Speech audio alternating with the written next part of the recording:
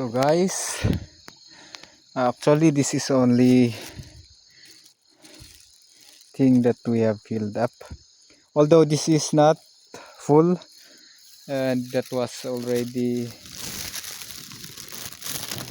I don't know, that was already harvested many times. That's why there's only few that can be harvested. So I decided not to go to Mount Kupapuy up there and go in that area. So I decided to just now go home. Not to literally go home, but 185 calories.